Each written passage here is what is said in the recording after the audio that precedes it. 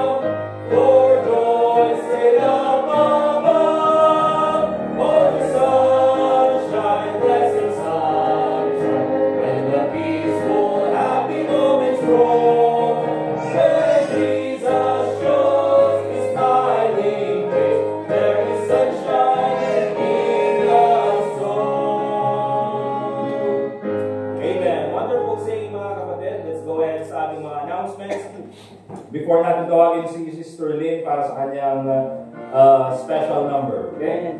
But punta muna tayo sa ating mga announcements. Unang-una, meron tayong mga visitors this morning. Amen? Amen. So, meron po din sa ating kalagitnaan si Jerome and then si Lian. Okay? Nandun sila. Si Jerome yung naka-brown and then si Lian yung naka-white. So, please say hello to them later on and then enjoy fellowshipping with them. Okay? And so, yung una sa mga announcements natin, apart from dun sa ating mga visitors, ay later on, wala po tayong service sa hapon. Kasi nga po, di natin alam kung gaano kalakas yung typhoon. Eh, ayaw ko naman na mas stranded tayo lahat dito pagka lumakas na yung ulan mamaya. Eh, kung hindi ganun kalakas yung ulan, at least safe pa rin tayo, di ba? But yun po, so later on, after ng service natin, very short fellowship, tulungan lang tayo ayusin yung mga gamit, and then we'll just go ahead and go along our way, okay? So, yun po yung gagawin natin later on, kaya hindi na po tayo nag-prepare ng lunch, and we'll just have our fellowship na lang next Sunday, okay? So, yun po. Also, be sure to prepare po yung mga gamit nyo sa mga bahay nyo. Mga way, huwag nyo isipin na wala. Parehas kami sa mga previous na mga bagyo. Okay? It's better na maging prepared tayo. Okay? Also, please continue to pray for the safety of everyone. Okay? And may mga nag-text po sa akin kanina na hindi sila makakadalo dahil yung iba, of course, dahil may sakit sila. Siguro yung iba, takot dun sa, or, takot, but, nag-aalala dun sa bagyo na darating. But, either way, ang importante is, andito kayo ngayong umagang ito, okay? And, I appreciate that, we appreciate that very much, okay? Also, another announcement is this coming December 8, tulad po nung, December 8, no? Oh yeah, tama, December 8. December 8 po is yung ating, magkakaroon tayo ng Thanksgiving Sunday. Alright, and yung plan po natin sa Thanksgiving ngayon is I'll be preaching about Thanksgiving, and then we'll be raising money para po sa ating church lot. Okay? Now, yun po mga kapatid ay hindi po yun, sabihin natin, hindi po yun compulsory, hindi po yun sa apilitan, of course. But anyway, we'll just go ahead doon po sa ating lesson this coming December 8. So, ang gagawin po natin is mag-ipon po tayo ng pera hanggang next year's December sa ating Thanksgiving. Okay? And yung malilikong po natin pera, of course, ay ilalagay po natin doon sa nakalaan na pera ng church para sa church lot. Amen po? Okay? So, yun po yung gagawin natin. At tulad po nung nasabi ko, kung meron kayong mga kakilala na nagbebenta ng lupa at pwede nating makausap, baka pwede nating i-monthly. Okay? Or pwede tayo mag-down payment ng konti. And then, i-monthly na lang natin yung mga susunod na bayarin. Sabihin niyo po sa akin para pwede po natin makausap yung tao na yun. Kung yung lote po ay nandun sa Session Road, wag na. Or nandun sa Magsaysay Road, wag na. Nandun sa Central Business. Well, kung willing silang ibigay na monthly, 50 years to pay, sige. Di ba? But either way, mga kapatid, let's continue to pray para sa provision ng Panginoon. Okay?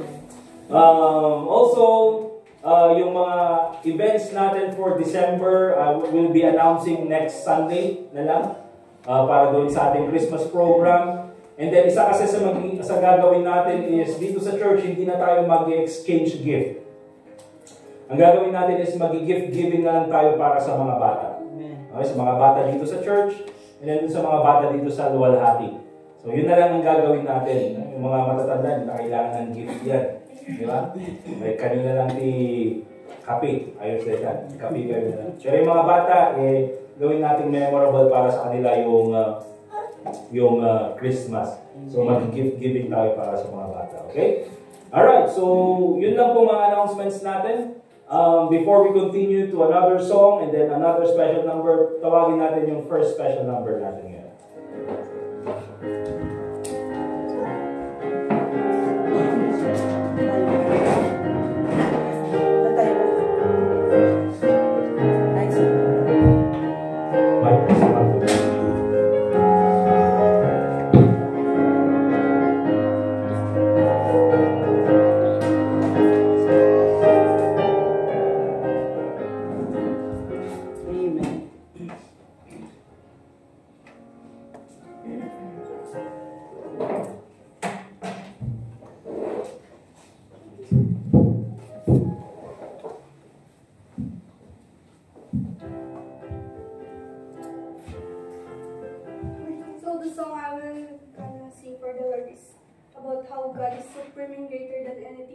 salvation, and His love is demonstrated through the crucifixion of Jesus, who was willing to die for us.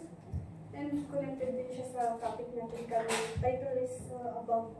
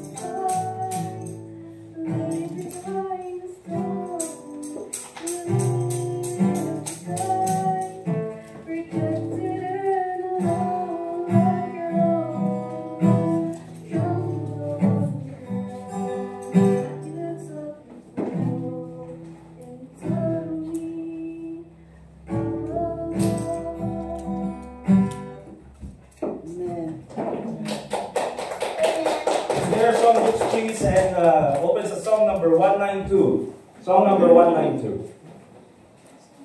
We'll sing Ring the Bells of Heaven. And after that, we'll get that into special numbers and names. Song number 192 all together. Ring the bells of heaven, there is joy today, for a soul returning from the wild. See the Father mixing out upon the way, welcoming His weary wandering child. Glory, glory, how the angels sing. Glory, glory,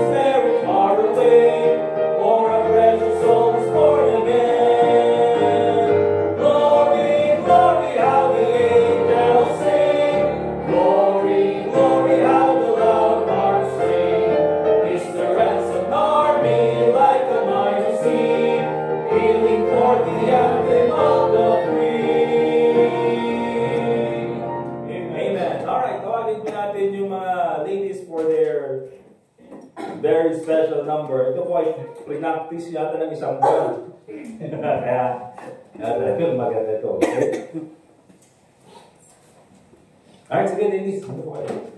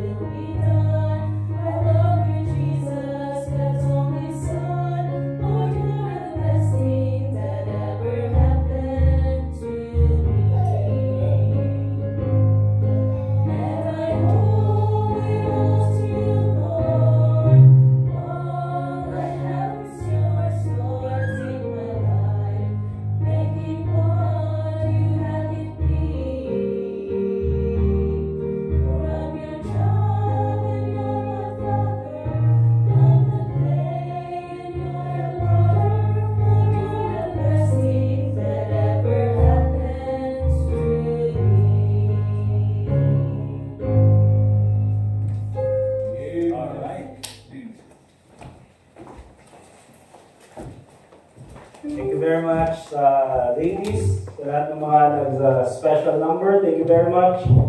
So let's go ahead and open our Bibles please dun sa Psalm 107. Dadako na po tayo mga kapatid sa ating lesson this morning. Psalm 107.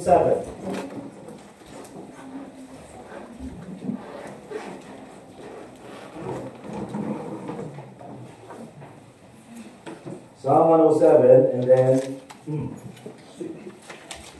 let's read from verse 23.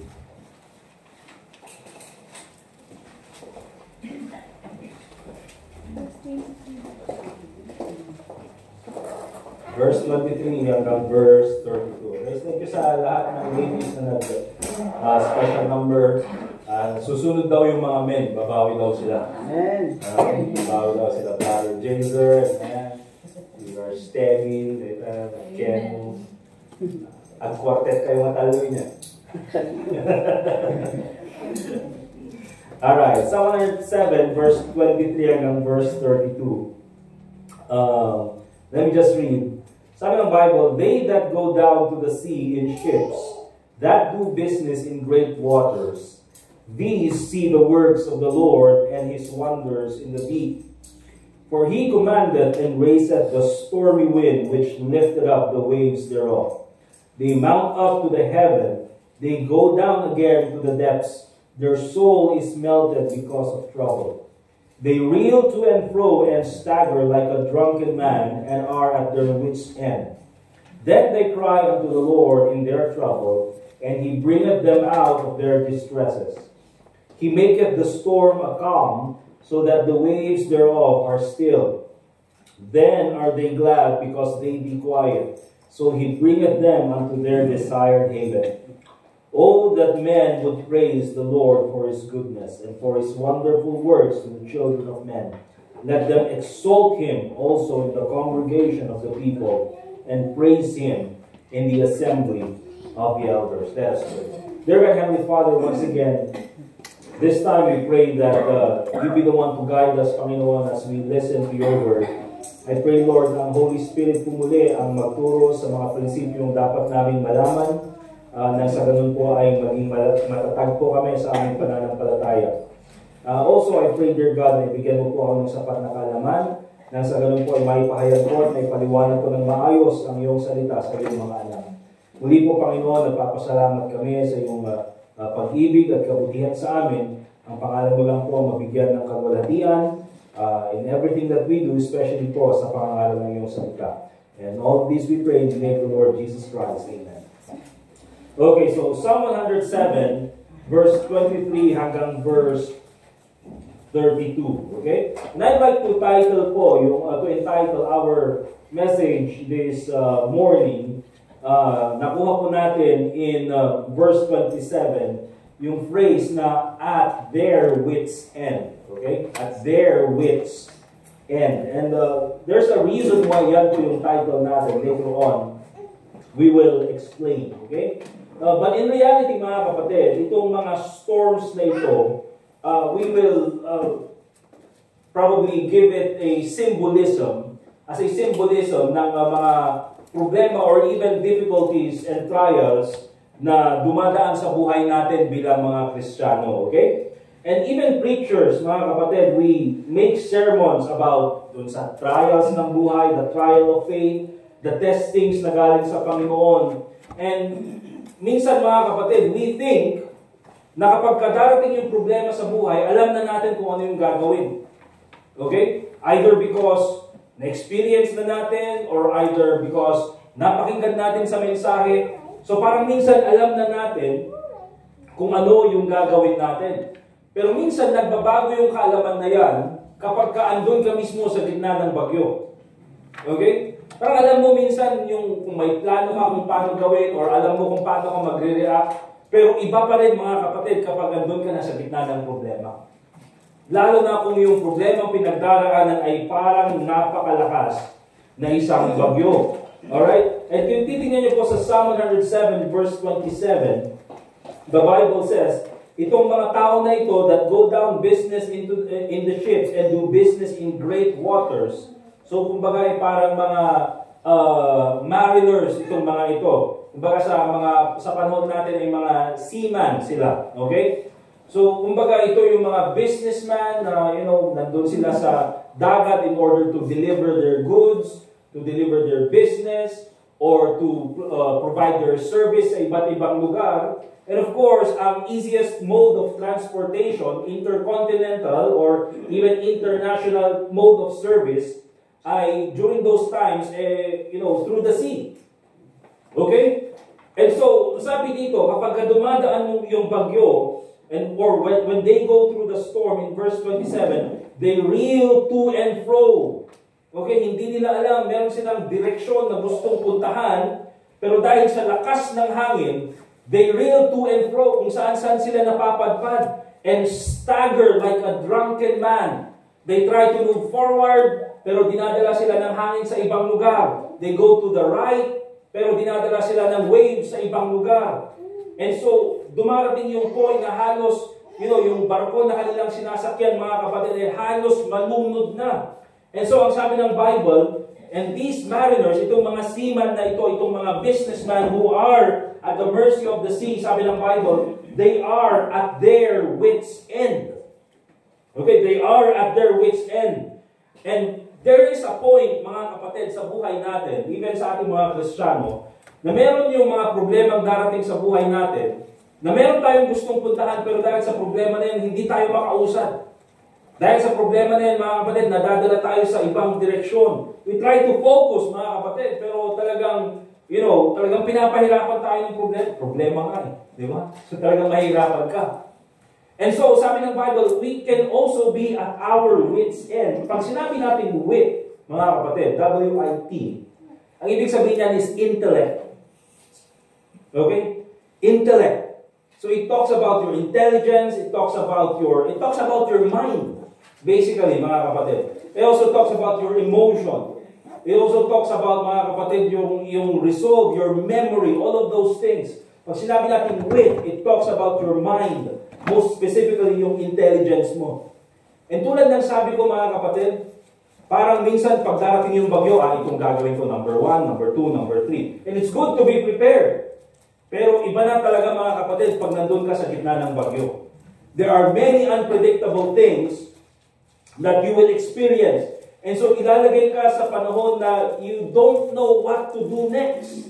Kaya sabi ng Bible, they are at their wit's end. Pag sinabi natin wit's end, okay, yan naman yung limit of intelligence. Yan yung limit of resources. Yan yung, you're in a place of confusion. You're in a place of frustration. Basically, pag sinabi natin wit's end, mga kapatid, you don't know what to do next.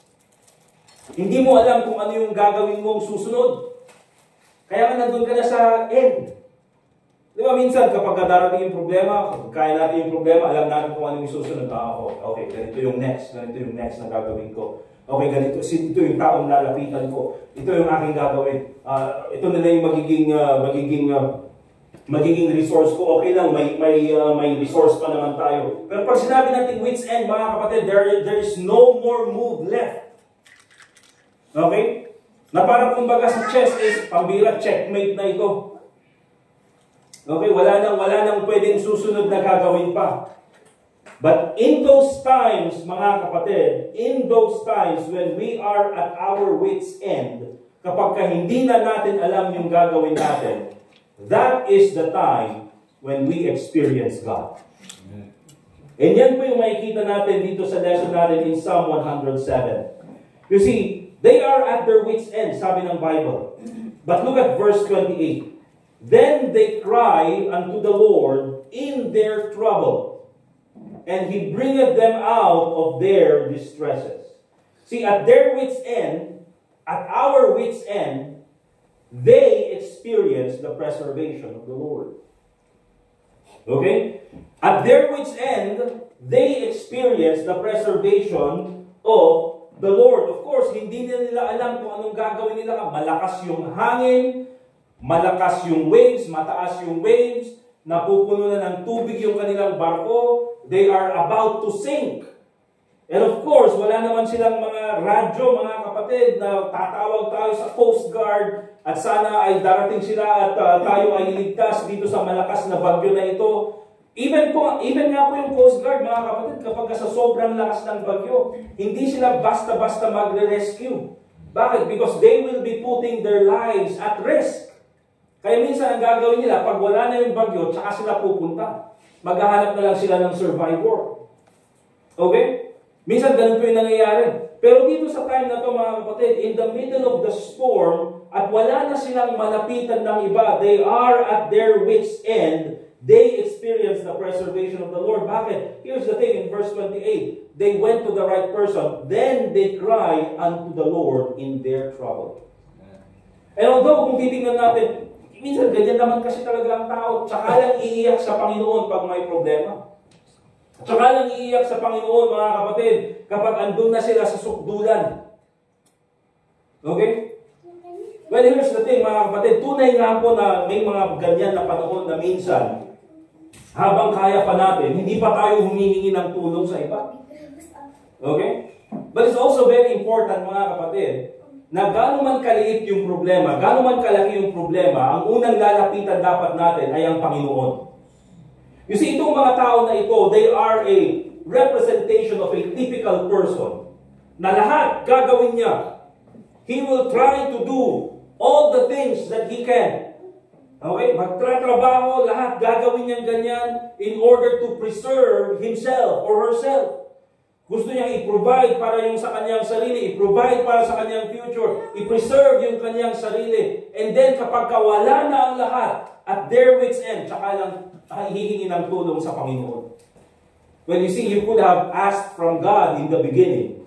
But here's the thing, if you're at your wit's end, at kapag wala ka ng mapuntahan, ang tamang puntahan ay ang Panginoon.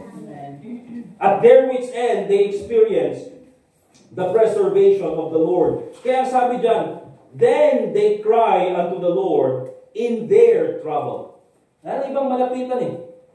Nandun na sa sukdulan. They're about to die, they're about to sink. Okay? And so, umiyak sila sa Panginoon. But here's the thing, mga kapatid. Yung iyak nila na yun, it was a cry of desperation. It doesn't matter, mga kapatid, how experienced you think you are in life. Huwag mong sabihin na, marami na akong pinagdaanan, kakayanin ko yan. Marami na akong pagdaanan ng mga problema sa buhay, kakayanin ko yung problema na yan. It doesn't matter, mga kapatid, how experienced you are in life. It doesn't matter, mga kapatid, how knowledgeable of the Bible you are in life. Okay? Now, importante maging knowledgeable sa Bible, mga kapatid. Importante po yan. We do not demean that. We do not say na hindi yan importante. But here's the thing, mga kapatid. Storms will break you. Problems will break you. Okay? Difficult people will break you. Bad relationships o problema sa relationships, they can break you. You see, mga kapatid, itong mga tao sa Psalm 107, going back to sa verse 23, okay? They that go down to the sea in ships, that do business in great waters. These people, mga kapatid, are expert mariners. Expert na mga seaman itong mga to. Expert yung captain. Ikaw ba naman, mga kapatid, magiging kapitan ka ng barko kung first time mo lang? Hindi pwede. Diba? Siguro kung pahinante ka ng barko, pwede ka maging first time.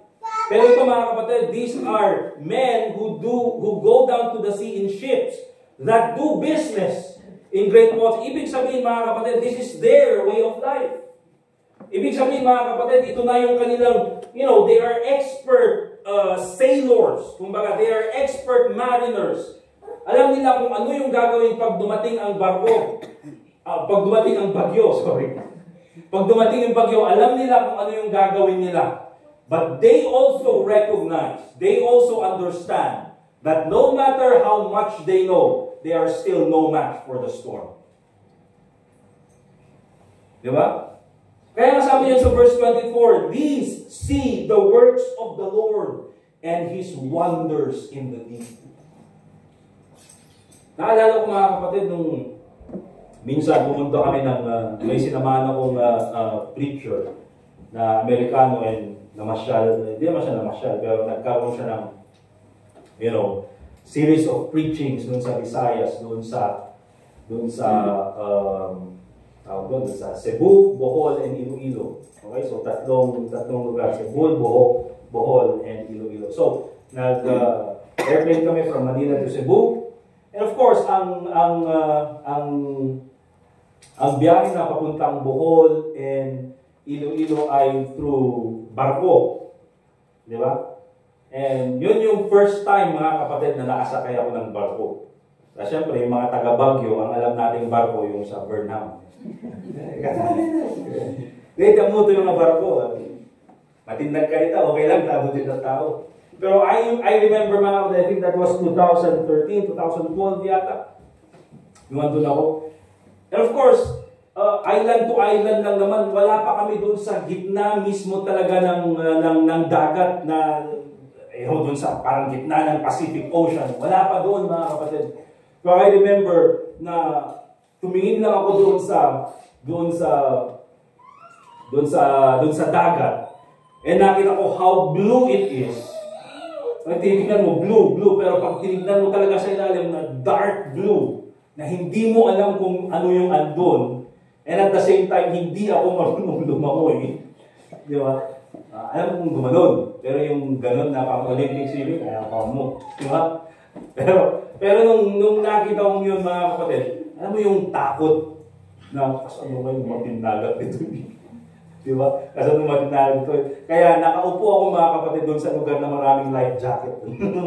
At dati first diba, sakti ka unahan. Diba nakakasli, diba? So, that's the thing mga kapatid.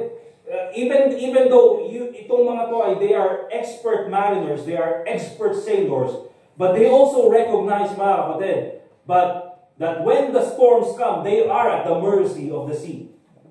Okay? At katulad po mga kapatid doon sa Mark chapter 4, when sinabi ni Jesus Christ doon sa mga disciples, let us go over, let us pass over unto the other side.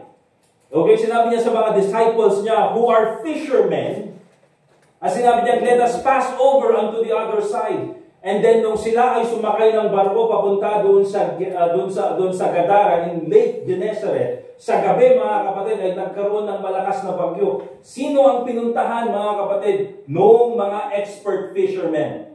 Though they were expert fishermen, still they went to the Lord Jesus Christ. Because at their wits' end mga kapatid, kapag desperado na ang tao, wala siyang ibang pupuntahan kundi ang Panginoon. And sabihin na natin mga kapatid na dapat pumunta ka nung una pa. Well, at least mga kapatid, kahit andito, you can still go to the Lord Jesus Christ. And you know what mga kapatid, it was a cry of desperation. But also, this cry, itong panalangin ng mga tao na ito, this cry did not go unanswered. Okay? Sinagot pa rin sila ng Panginoon.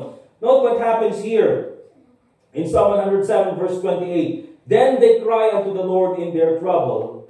And then sabi dyan, and He bringeth them out of their distresses. Ang Panginoon mismo, He brought them out of their distresses. Okay? So when God heard their cry, nung napakinggan ng Panginoon yung kanilang iyak, pag sinabi natin cry, mga kapatid, this talks about a literal expression or it's associated with prayer and calling for divine help. Hindi lang yung umiiyak. Ito yung umiiyak mga kapatid na sumisigaw sa Panginoon, Panginoon, tulungan mo kami. Panginoon, hindi namin alam yung gagawin namin. Panginoon, tulungan mo kami. And so, nung sila ay umiyak sa Panginoon, it was a cry that did not go unanswered. You see mga kapatid, God does not give you storms and abandon you in the process. Hindi ka bibigyan ng Panginoon ng problema and then papabayaan ka na lang. God lets you experience the storm and then He waits for you to call on Him. And when you call, He will answer. Yes. Okay? Look at Matthew chapter 14. Matthew chapter 14, verse 24 and 25.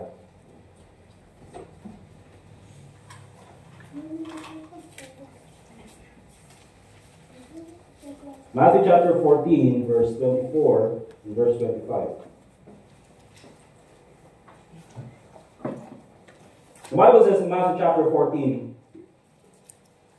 verse 24 and 25. But the ship was now in the midst of the sea, tossed with the waves. So ito po yung isang time ulit, mga kapatid. When the Lord Jesus Christ ay sinabi niya sa mga disciples, okay, go to the other side, pero this time, mauna na lang kayo, susunod ako. Okay, so nagpaiwan si Jesus Christ. And so nauna yung mga disciples. This time, mga kapatid, hindi nila kasama si Jesus Christ doon sa barko. Okay? So verse 24, but the ship was now in the midst of the sea, tossed with the waves. And then nung andun na naman sila, binagyo na naman sila. Okay? Binagyo na naman sila. And they were tossed with the waves, sabi ng Bible, for the wind was contrary. Diba? Ganyan po minsan mga kapatid ang problema. Minsan hindi tayo makausad. Ang dami nating plano sa buhay, ang dami nating gustong gawin. Hindi tayo makausad because of the difficulties of life. Okay, it was contrary. But look at this in verse 25. And in the fourth watch of the night, Jesus went unto them walking on the sea. Okay, and akala nila may pambira, this is a ghost. Pero hindi. Jesus went unto them walking in the sea. But notice where the Bible says, and in the fourth watch of the night. You see, para maintindihan po natin, anong oras itong fourth watch? Okay? Pag sinabi natin fourth watch, itong mga Jew, kasi itong mga Hebrew, dinivide nila sa apat yung yung gabi. Diba? Usually kasi, diba, ang paraan para malaman ang oras noon is yung sa sun. Diba? Yung sundial or yung shadow ng sun. Pero sa gabi, inatungay yung sun. Awan na. So, ang ginawa ng so hindi nila masabi yung exact na oras. Pero itong mga Hebrews, meron silang paraan and dinivide nila sa 4 yung gabi. So, 12 hours, 6 p.m. to 6 a.m. Okay? So, ilang oras yon? 12 hours, tama? Divided by 4, ilan? Diba? 3. 12 divided by 4, 3. So, yung mga Hebrew, dinivide nila yung 12 hours na yon into 4 watches. First watch is 3 hours, 6 p.m. to 9 p.m. Okay, second watch is 9 p.m. to midnight. Third watch is 12 p.m. to 3 a.m. And then fourth watch is 3 a.m. to 6 a.m. And sabi ng Bible, dito sa binasa natin, verse 25, and in the fourth watch of the night, Jesus went unto them, walking on the sea. And very important, mga kapatid, na binanggit yung fourth watch na yan. Because yung fourth watch, yung 3 a.m. to 6 a.m., especially yung simula ng fourth watch, yan po yung pinakamadilim na part ng gabi. Okay? Yan po yung pinakamadilim na part ng gabi. And so, in the darkest part of the night, mga kapatid, dyan po nagpakita ang ating Panginoong Hesukristo. Kaya minsan mga kapatid, doon sa pinakamadilim na part ng ating buhay, doon sa mga part na hindi natin maintindihan, madilim, you don't see the stars, you don't see any directions, minsan mga kapatid, dyan mo makikita, dyan mo ma-experience ang Panginoon. If you cry unto the Lord. Kaya nga po dyan natin nakita mga kapatid, or dyan natin nakuha yung term, or yung phrase, or yung quote na it's always darkest before the dawn. Okay? Kaya, remember this mga kapatid, at their wits' end, itong mga sailors na ito, itong mga mariners na ito, they experience the preservation of the Lord. And remember this, at your wits' end, kapag hindi mo na alam yung next move, you don't know what to do next, you will experience the preservation of the Lord. Secondly, mga kapatid, at their wits' end, not only do they experience the preservation of the Lord, but they also experience the power of the Lord. Okay? Because una mga kapatid, it's only because of God that they survive. Remember this mga kapatid, sa dami ng problemang pinagdaanan ng bawat isa sa atin, you see, iba-iba po yung problemang pinagdaanan natin. But the reason why nandito pa tayo, at hindi lang tayo nandito, the reason why we are still blessed, and the reason why we are still in the right mind, alam niyo mga kapatid, marami po yung nakaka-survive ng problema pero tinatamaan sa utak. Di ba? But the reason why nasa tamang pag-iisip pa tayo is because God preserved us. Okay? The reason why we're still here is because wala pong iba, hindi dahil sa Panginoon. And so not only do they experience the preservation of the Lord, they experience the power of the Lord. Look at 107 verse 29. Psalm 107 verse 29. The Bible says, He maketh the storm a calm, so that the waves thereof are still. He maketh the storm a calm, so that the waves thereof are still. So ano makikita natin dito mga kapatid? No matter how great the storm is, God is still in control. Amen. Okay? No matter how great the storm is, God is still in control. And yung Psalm 107 verse 29 na yan mga kapatid, again, if you go to the New Testament, ay makikita mo yung isa sa mga miracles na ginawa ni Jesus Christ in Mark chapter 4. Anong sinabi niya doon sa bagyo na malakas na takot na yung mga disciples na expert fishermen. Anong sabi niya ganyan? peace be still. Anong nangyari dito mga kapatid? He made the storm calm so that the waves thereof are still. Tingnan niyo po mga kapatid, unang-una yung lakas ng bagyo. Look at the strength of the storm. Let's go back to verse 25 and 26. Okay? Verse 25 and verse 26. The Bible says, for he, talking about God, notice this, commanded. Ano ibig sabihin niyan mga kapatid? Even po, doon sa mga bagyong dumarating sa buhay natin, God is in control of the storm. Amen. Hindi po darating yung bagyo na walang dahilan. Okay? And so the Bible said, for he commanded and raiseth the stormy wind, which lifted up the waves thereof. Verse 26.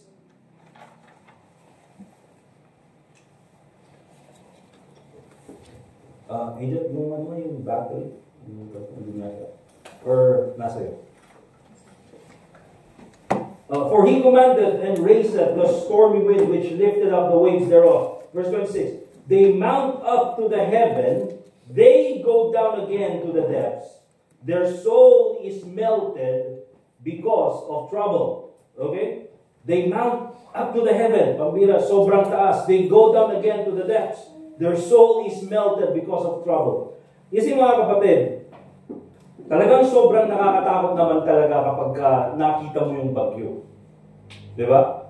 I mean, isa po sa mga, kaya nga po, sino yung gustong dumaan sa bagyo? Nung in-announce mga kapatid na magkakaroon ng super typhoon dito sa Pilipinas na darahan.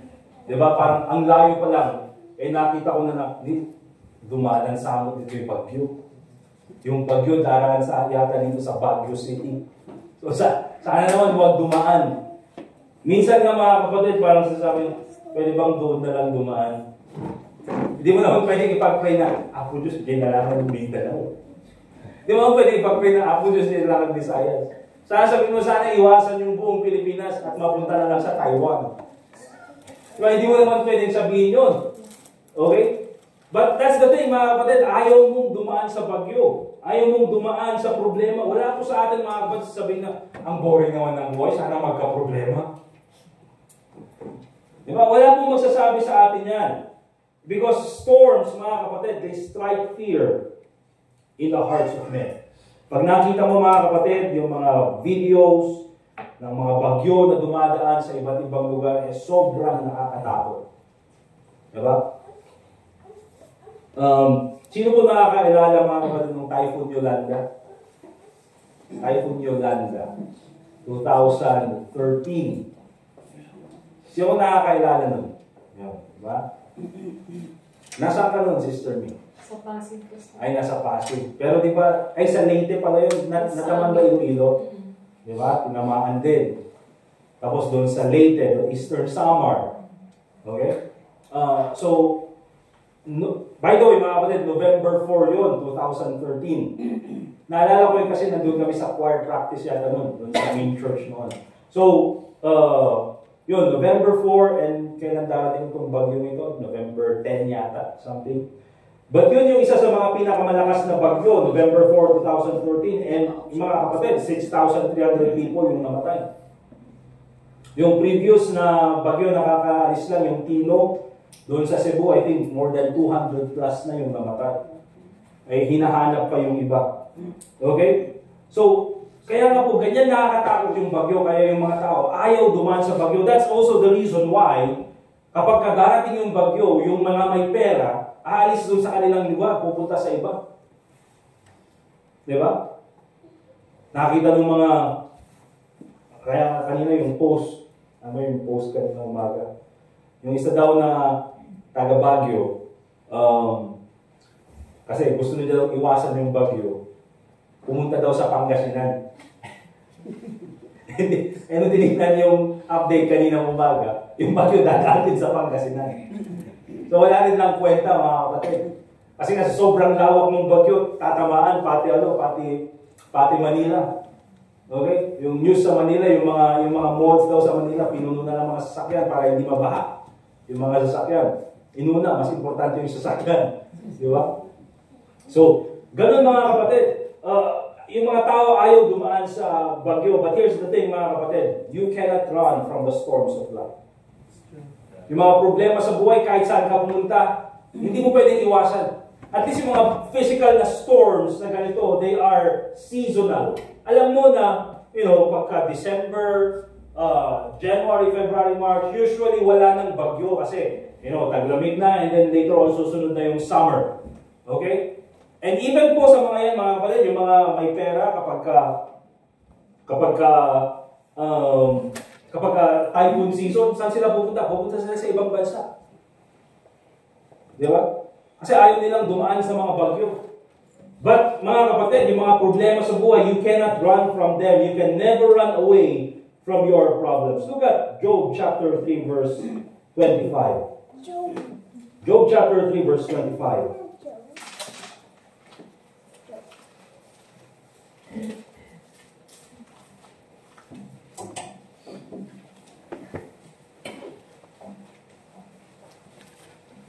Natingnan po natin yung sinasabi dito ni Job.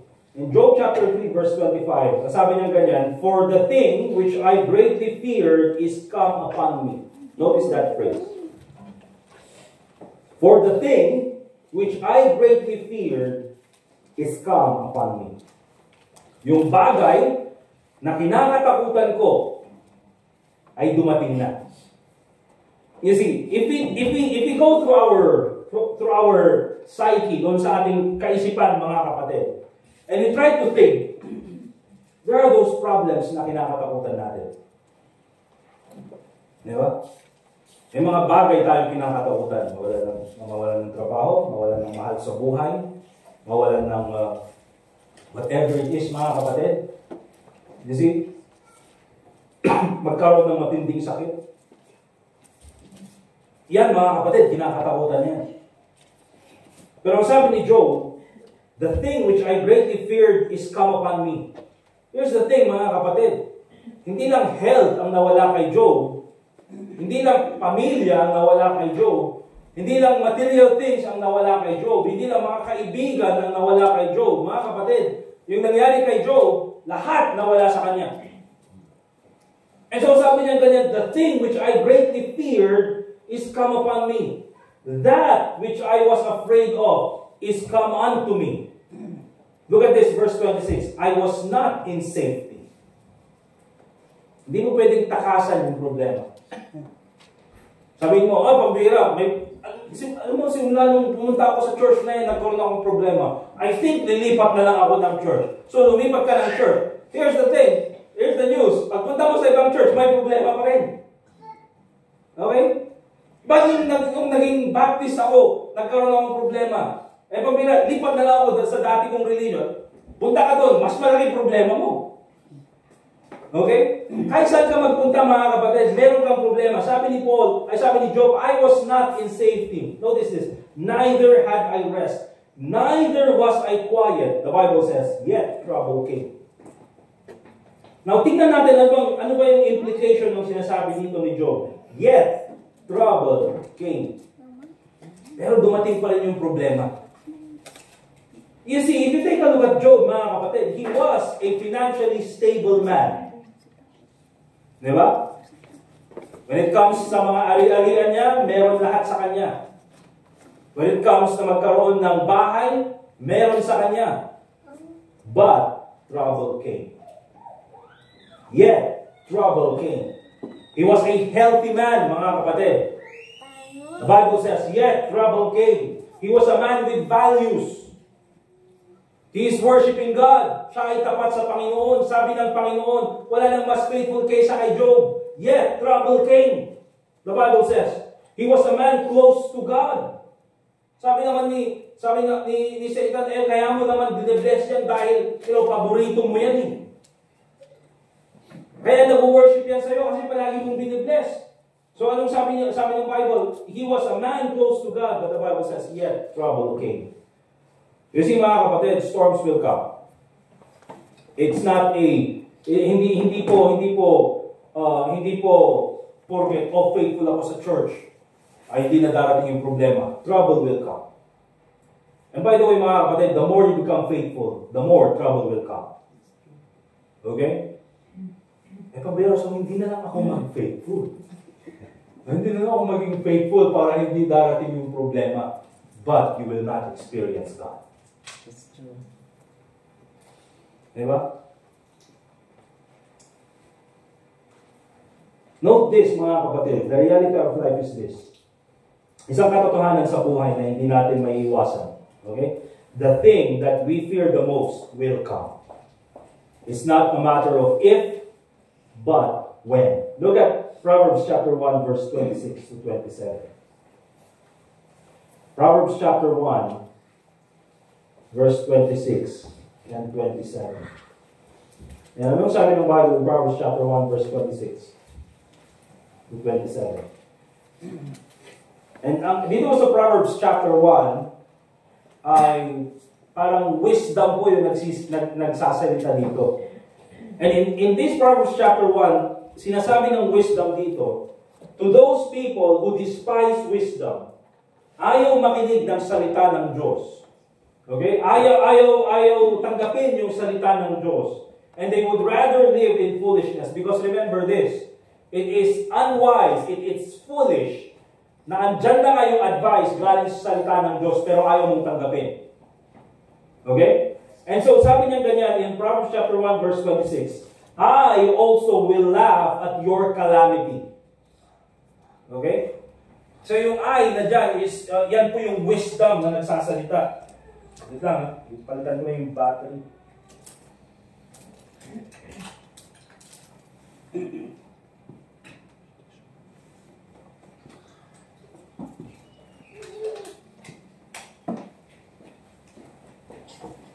Okay? So sabi niya ganyan, I also will laugh at your calamity. So this is wisdom speaking.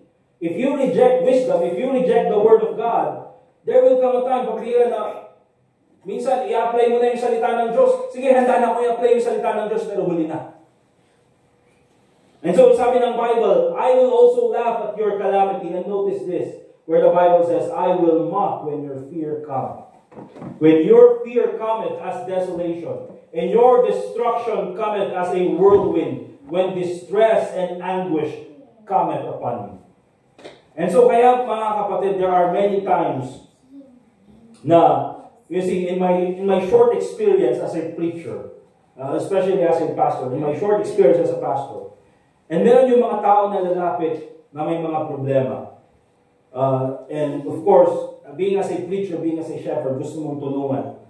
Gusto mo sana, hopefully, maayos yung kanilang problema. But in many cases, mga kapatid, ang hirap ayusin. Diba? Ang hirap ayusin. Because of the so many bad, so many good counsel, good advice na natanggap nila nung una pero hindi nila in-apply. And so nung nagkagulo-gulo na yung lahat, and tsaka sila lalapit sa'yo and pambira sabihin, saan tayo magsisimula? And sometimes nandun na lang sa part na, you know, it's good that bumabalik ka sa Panginoon. It's good that you want to return to God. It's good na gusto mong pagsilbihan ng Panginoon. But in any case, mga kapatid, sometimes you just have to deal with the consequences of what you have right now. Bakit? Because you have rejected the advice that was given to you in the first place.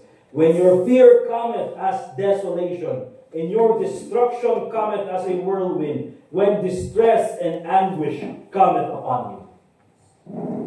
And so remember mga kapatid, yan po, the strength of the storm. Minsan talaga, you know, you cannot, hindi mo pwedeng takbuhan, you just have to go through it. But also, let's go to Psalm 107 verse 25 and 26. You'll notice here the sovereignty of the Savior.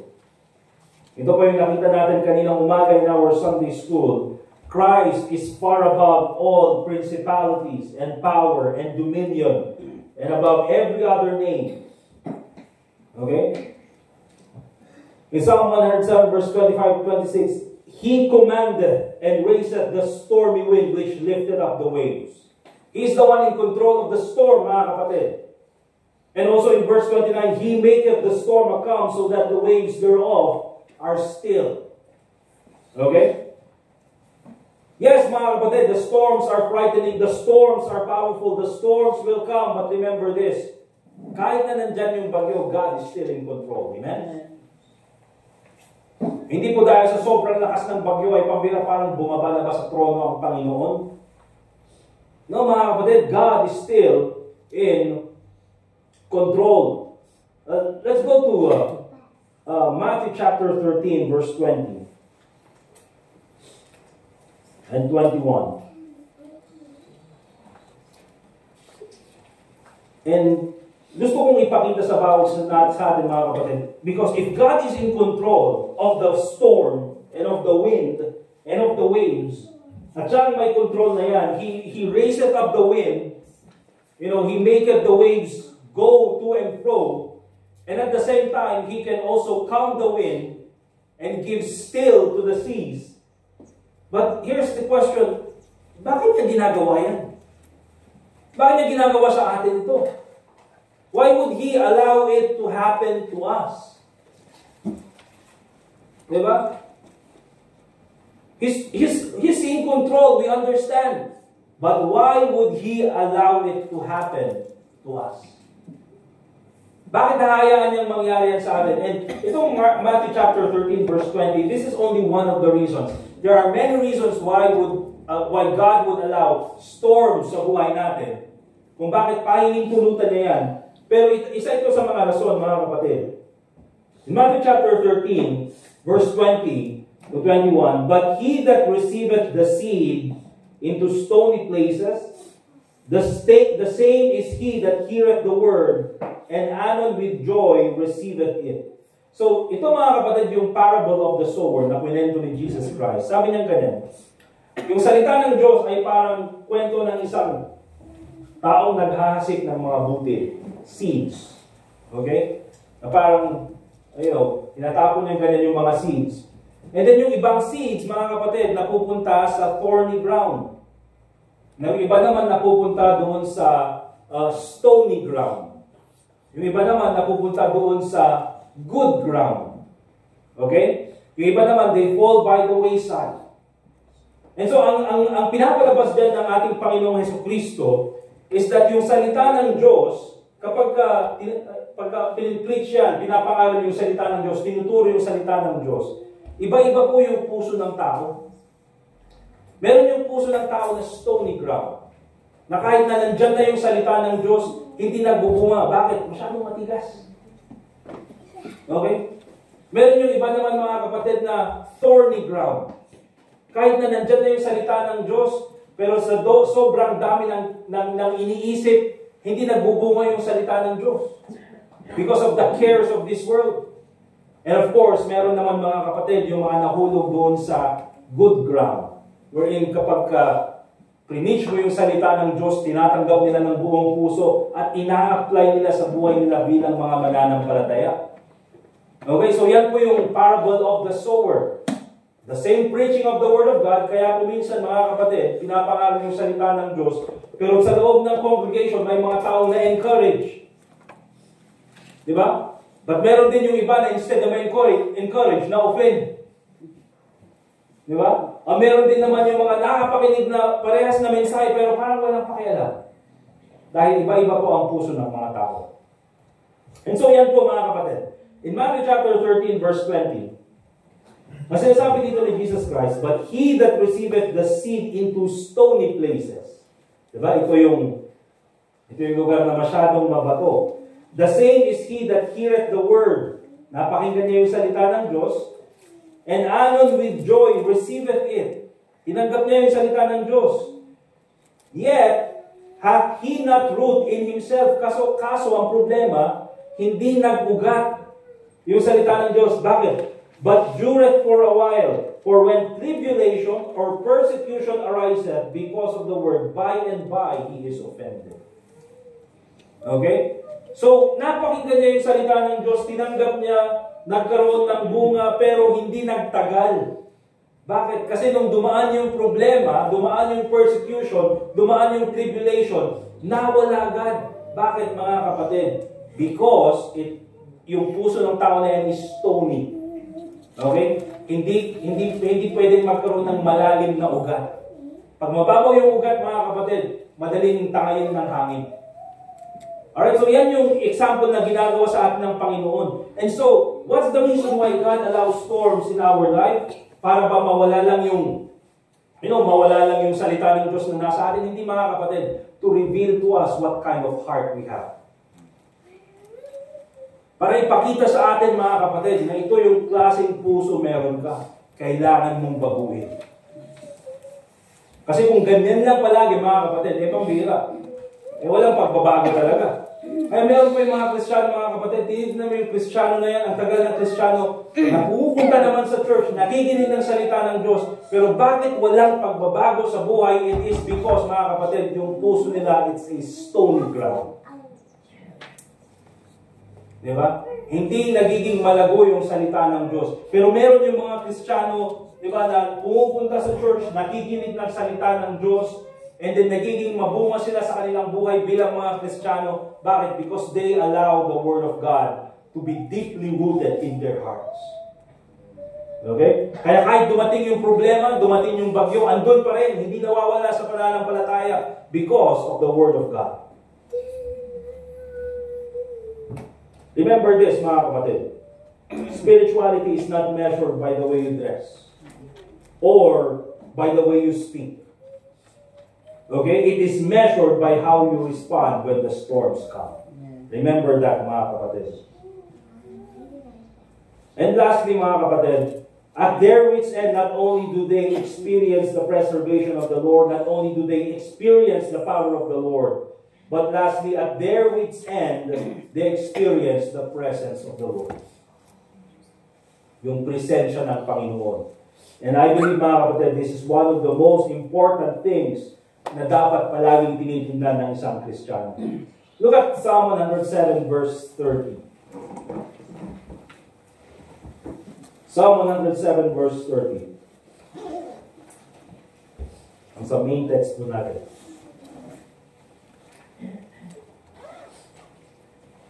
Psalm 107 verse 30. And the Bible says, "Then are they glad, because they be quiet." So, pinatahan na ng Panginoon yung bagyo. And of course, kung wala na yung bagyo, ang saya-saya na ng lahat. Diba? Then they be glad, because they be quiet. But notice this. So he bringeth them unto their desired haven. Okay? So dinadala sila ng Panginoon doon sa, pag sinabi natin haven, a safe place. So the Lord, so He bringeth them unto their desired haven. But I'd like all of us to focus on the word bring. He bringeth them. He brings them. Sabi ng Bible, pagkatapos patahanin ng Panginoon yung malakas na bagyo, ano bang next na ginagawa niya? He bringeth them into a safe place, into their desired haven. Buti na lang, mga kapatid, hindi sinabi ng Bible, He sends them. Well, kung He sends them, okay din lang, mga kapatid. At least tumahan na yung bagyo. So God sends them into their desired haven, into their safe place. Pero hindi po, ang sabi ng Bible, He brings them. So hindi lang sinabi ng Panginoon, oh, inkayon. Ano sinabi ng Panginoon? Inkayon. Or baka may mayat pa, yan yung baga inkan. Baga na, inta, duwata. Hindi sinabi, punta ka na. Sinabi niya, tara. Tara na.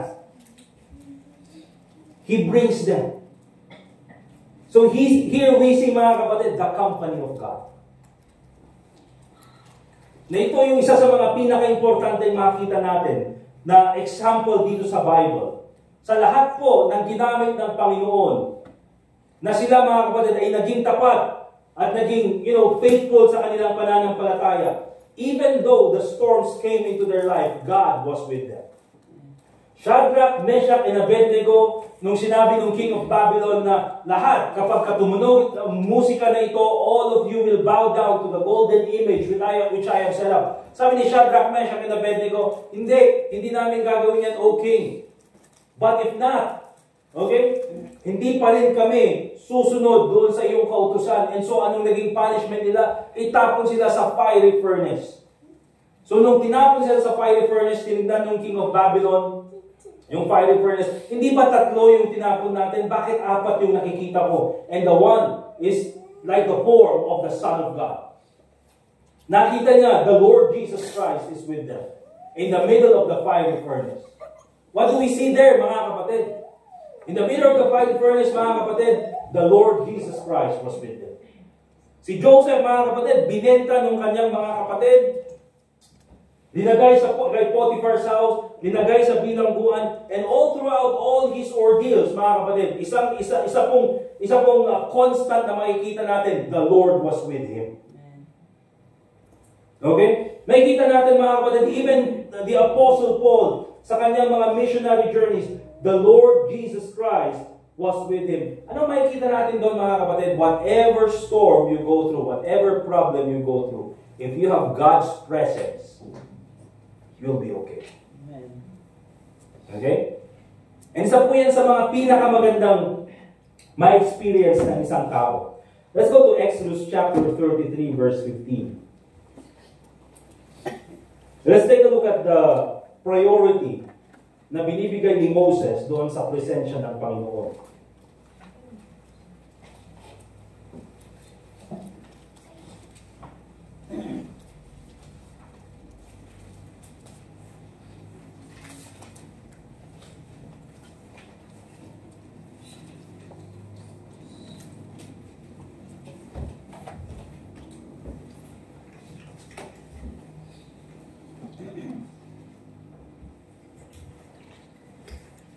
Okay, Exodus chapter 33, verse 15. Anong sabi ng Bible? And he said unto him, If thy presence go not with me, carry us not out hence. So, very simple portion of scriptures na binanggit ni Moses dito. If thy presence go not with me, carry us not up hence. Sabi ni God kay Moses, dahil sa sobrang katigasan ng ulo nyo, diba? Ito ang gagawin ko. I will prepare the promised land. Okay?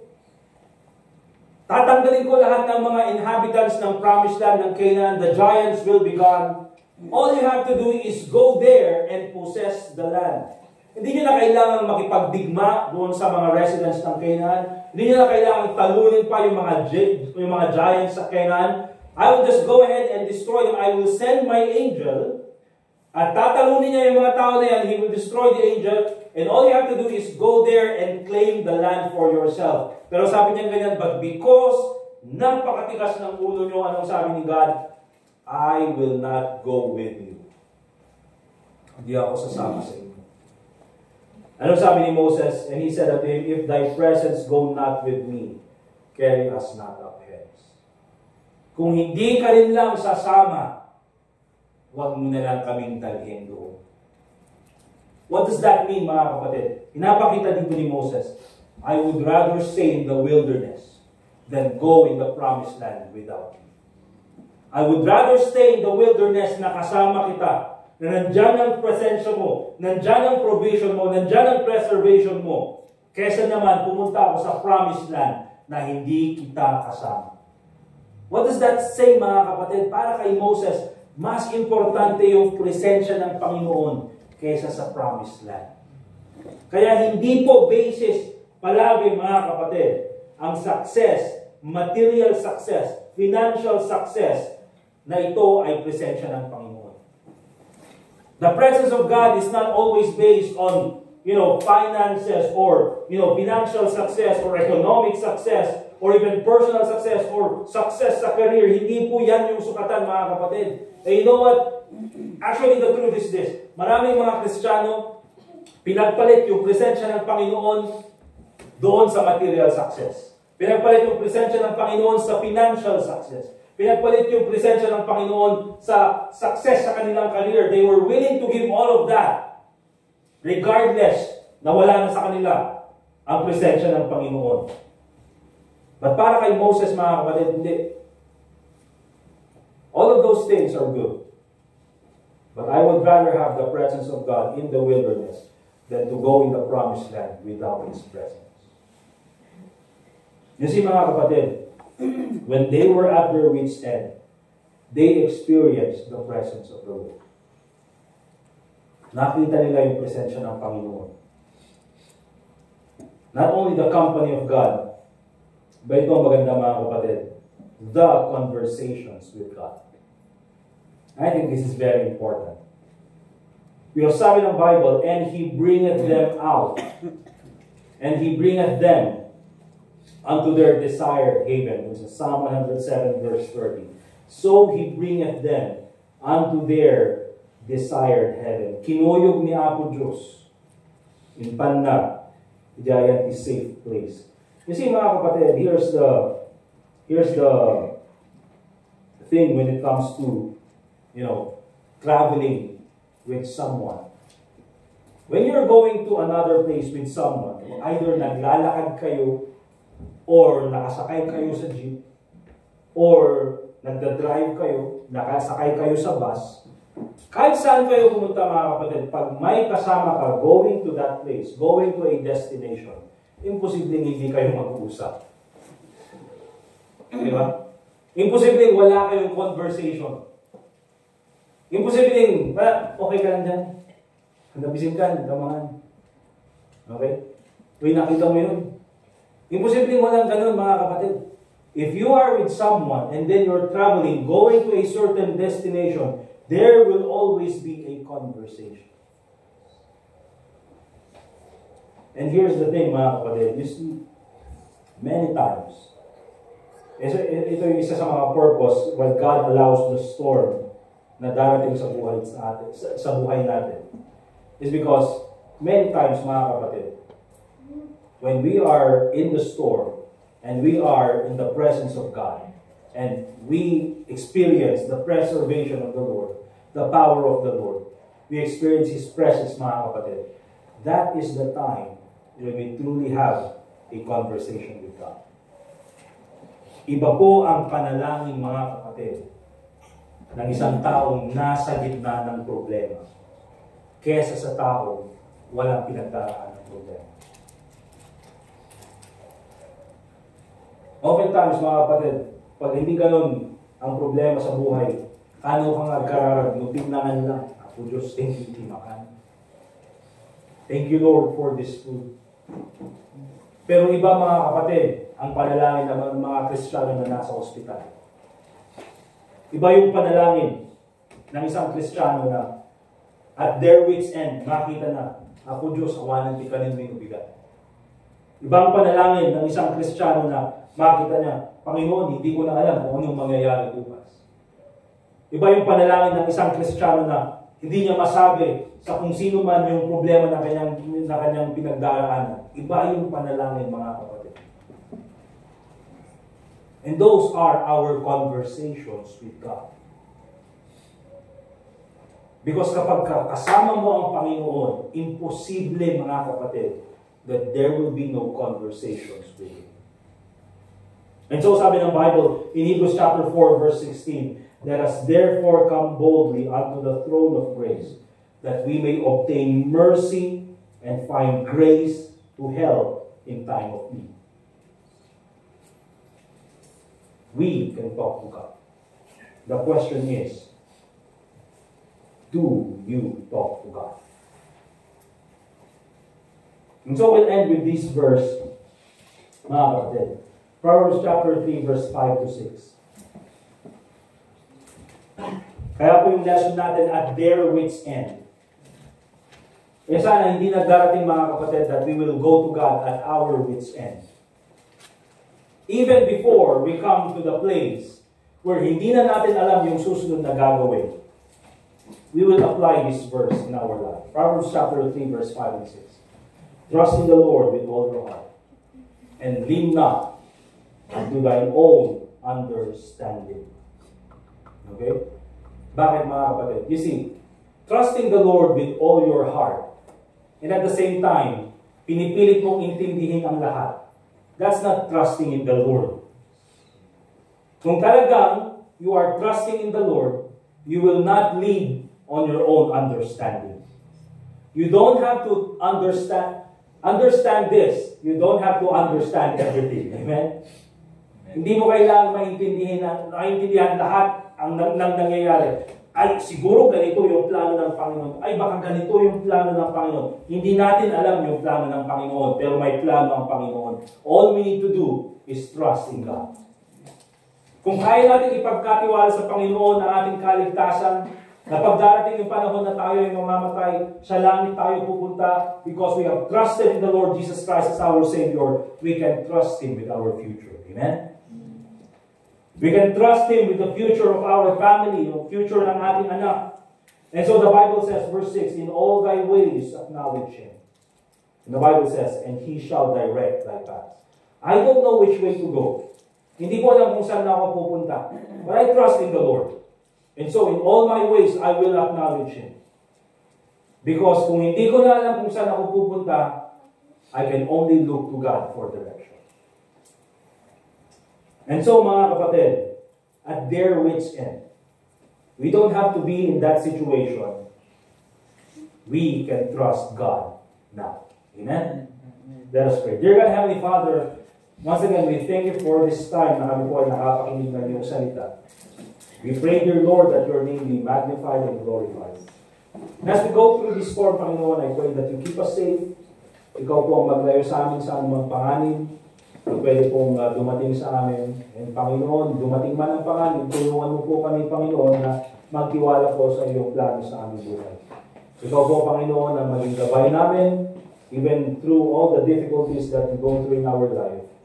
We glorify Your name, dear God, and help us learn to converse with You more as we go through the storms of life. I pray, Lord, that we will experience Your presence, Your power, and preservation in our life, dear God. Salamat po sa iyong kabutihan sa amin. And also pray in the name of Lord Jesus Christ. Let's continue to pray, mga kapatid. This time, please pray for the safety of everyone. Please pray for our brethren na may sakit sa panahon natin sa ngayon. But most importantly, Panginoon, mga kapatid, let's continue to pray for the safety of each one. So, sige po, let us pray all together. Manalangin po tayo.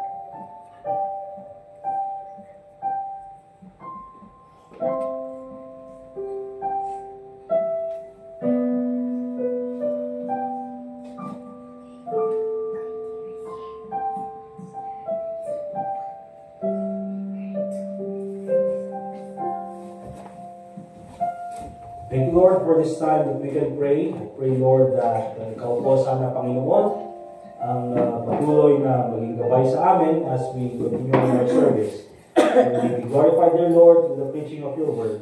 And also pray in the name of the Lord Jesus Christ. Amen. Alright, so dago po tayo sa offering natin, mga kapatid. Let us prepare our offering. And then para sa offertory prayer natin, we'll call on si Brother Jazer. And then si Brother Kenny, siya po yung hawak ng offering basket. Okay? Habang nag-prepare po tayo, let's go ahead and get our songbooks. We'll sing song number 440. Thanks to God.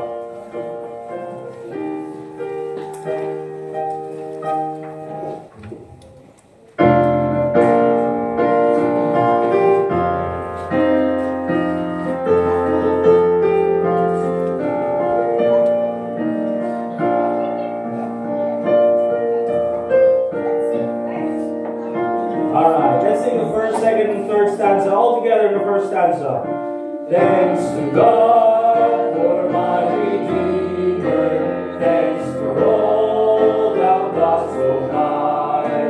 Thanks for times but now no memory. Thanks for Jesus by my side. Thanks for blessed and balmy springtime.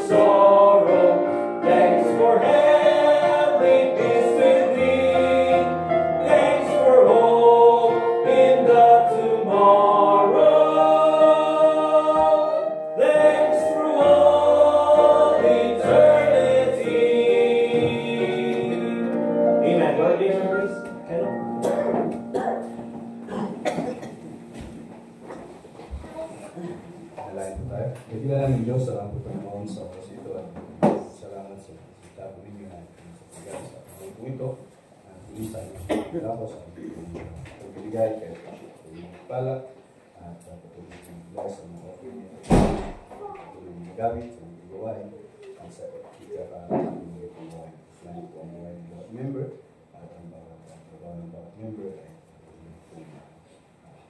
bless po ang bless Lord sa oras ito sa dalangin sa Panginoon Jesus. Amen. Sige po mga kapatid, let's give our offerings this morning.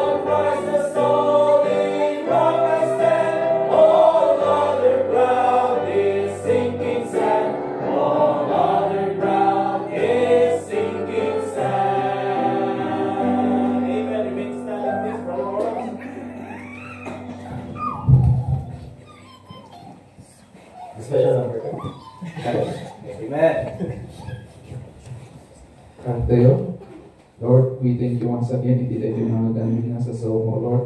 Sigaw, Lord, hindi tayo mang bless anyami at kanito, Lord, kundi tayo panagawin mit at nabigastat at sipin sa kami nga makasampul iti pagdalan niya ako. Pati hindi daw ito, sa manong salakan mi. Amen. Amen. Thank you very much, mga kapatid. We're dismissed. Let's shake hands sa mga visitors.